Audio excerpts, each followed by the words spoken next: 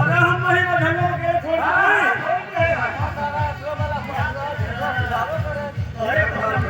तो हो यार भैया और सुने लगते रहा मैं छोड़ चली गई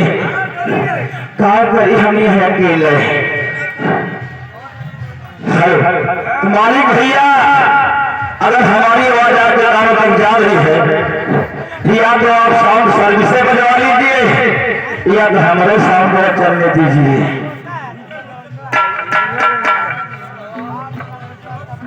यहाँ जितने दर्शक बंधु बैठे हुए हैं सभी को हाथ जोड़कर प्रणाम करता हूँ और सभी से मेरा अनुरोध कर्तव्य निवेदन है अगर हमारे मधार बिंदु से कोई गलती हो जाती है तो ज्यादा दूर ना भैया श्रृंगार पहली पाछे आई ढंग से माफी मांगते आया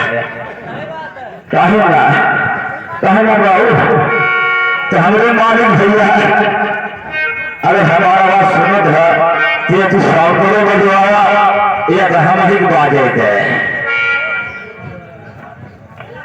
तो एक वह कहा कि समय बहुत कम है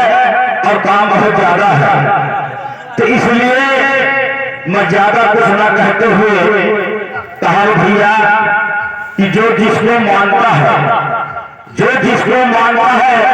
सर्वप्रथम कोई कार्य करने से पहले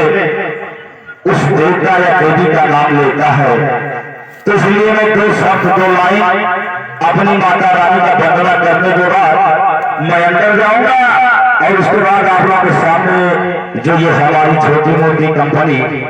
मालीपुर प्राफिट रिपोर्ट से चलकर आई हुई है आप लोग के सामने जो नाटक आप लोग कहेंगे वही नाटक आप लोग को दिखाया जाएगा। एक बेटिया वह कहा भैया ना कहन मिठाई के बाद हटाई के भावत ना तो ये सब जो रहेंगे सब रही मिठाई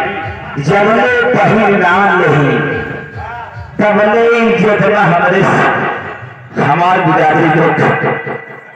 बैठा है लोग ताक झाँक के रहे जैसे वो सब पहले आई गई तैसे ये सब शांत समाज बैठ गए और ले हल्ला गोल्ला और जैसे चली गई तैसे ये सब गजल गजल लखा था का भैया हमें लखा था हम तो है ही